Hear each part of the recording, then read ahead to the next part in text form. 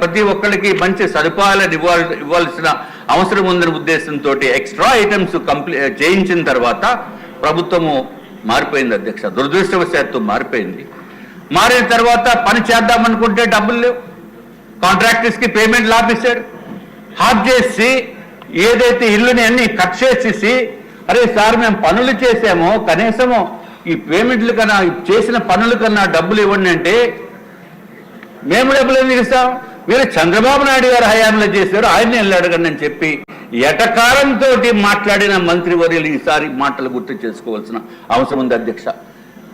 అరే ఒక ప్రభుత్వం చేపట్టిన కార్యక్రమం నెక్స్ట్ ప్రభుత్వం వచ్చిన తర్వాత కంటిన్యూ చేయవలసిన మినిమం ఇంగిత జ్ఞానం లేనటువంటి జగన్మోహన్ రెడ్డి, ఇంగిత జ్ఞానం కూడా లేకుండా, పొలిటికల్ వ్యవహారం కూడా తెలియకుండా ఏమీ అనుభవ శూన్యుడైన మనిషి ఈ జగన్మోహన్ రెడ్డి వచ్చిన మలాన సర్వనాశనం అయిపోయారు అధ్యక్ష.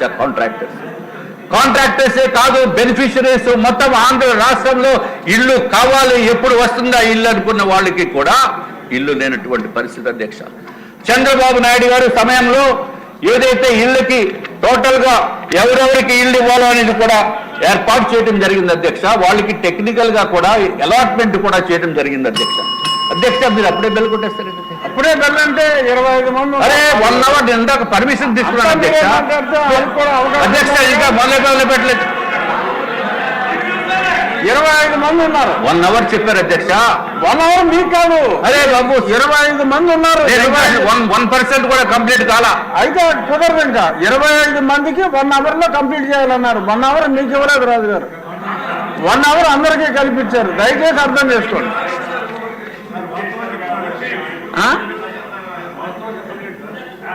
కరెక్టే అధ్యక్ష.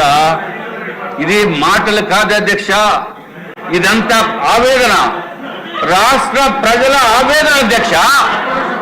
రాష్ట్ర ప్రజల ఆవేదన, కన్నీరు కార్చుతూ బాధన పడుతున్న వాళ్ళ గురించి సభకి తీసుకురాకపోతే నీకు ఎట్లాగా అధ్యక్ష? దయచేసి మీ బాధ అందరూ కూడా చెప్తారు. అది మీ ఒక్కరి బాధ కాదు, అందరి బాధ. అందరి బాధ.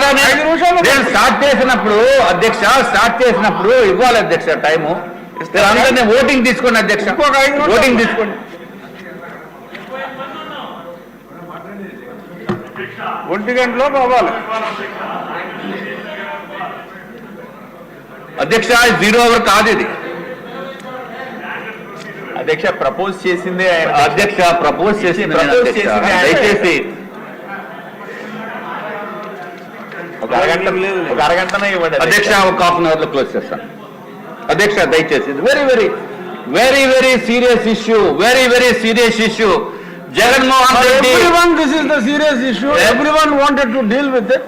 So you take some minimum time. But if you want to take entire 1 hour, then the list handed over to me would be a waste.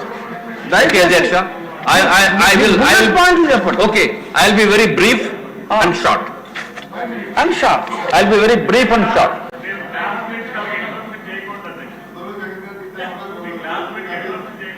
I will be very brief and short. ప్రజల ఆవేదన చేసేటట్టు మీకు తెలిసేటట్టు నేను చేయవలసిన బాధ్యత ఉంది అధ్యక్ష.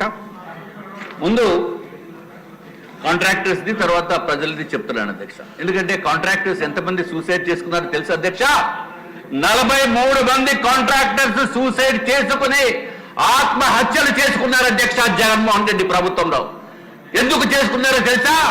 పనులు చేసిన తర్వాత డబ్బులు ఇవ్వకుండా అప్పుల పాలైపోయి మొత్తం ఎక్కడ బ్యాంకులో వచ్చి లోన్స్ కూడా కుట్టకుండా నానా బాధలు పడుతూ, అరే ఈ భూమి పైన ఈ జగన్మోహన్ రెడ్డి అనే మనిషి ఉన్నంత కాలము ఈ రాష్ట్రం సర్వనాశనం అయిపోతుందనే ఉద్దేశంతో 43 మంది కాంట్రాక్టర్స్ ఆత్మహత్య చేసుకున్నారు అధ్యక్ష.